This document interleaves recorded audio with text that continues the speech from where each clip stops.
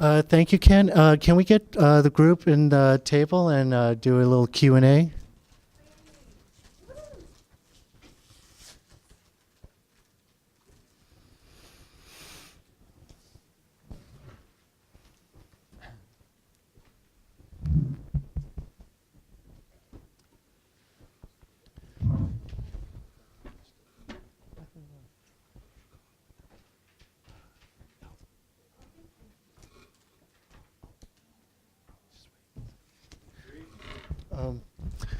I wanted to ask because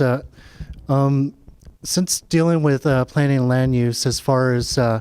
dealing with neighborhoods concerned, mostly entitlements and everything. How important is community input as far as sort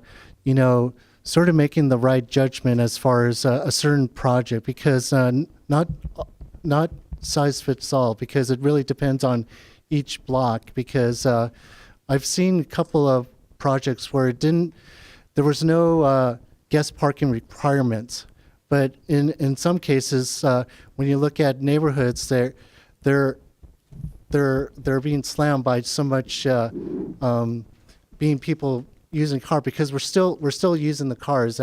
as we speak now, and hopefully during the future, there'll be less cars and people will be mobile in different means. How do you get the community engage on something that it's critical until it's too late, as far as dealing with because definitely I've been hearing a lot of complaints about not enough no public notice, or it goes through a determination without any public hearing. It's sort of and some of the decisions are made in downtown, not really in the valley. And I think that maybe there has to be some kind of mechanism where some of the decision has to be valley based in some ways. Can anybody answer that? Well, you're raising great points, and so first of all, public input is really critical to everything we do as a planning department. And what you're doing tonight is a great step, because, as I think was said earlier, you're engaging up front on these big picture planning issues, both citywide and in your community, and getting educated and getting organized to have a voice on those issues, rather than just waiting to see what comes. You're really taking the lead on that. But when it comes to individual projects, again, public input is critical, and I'm sure your neighborhood council, like most, and Cindy Cleghorn is here, is very active in Plan Check NC and working with neighborhood councils on land use issues. It's important to organize yourselves very specifically around planning and land use issues, so that you're taking advantage of those early notification notices that do come from the city, that you're scrutinizing those, that you have a way of reviewing those as a neighborhood council and weighing in. And then, just from my years of experience with the city in a variety of different roles, it's important to provide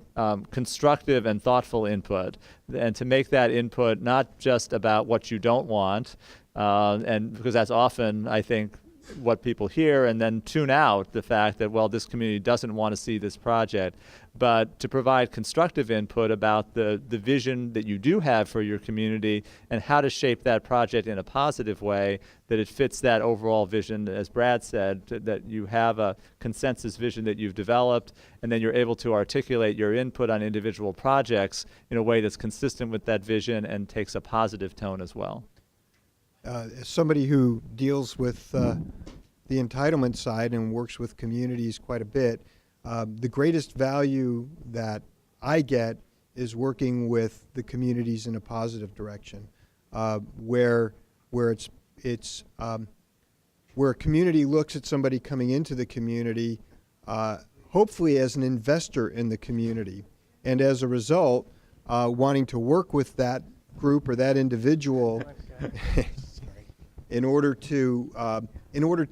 refine a project and make it better. And I can tell you that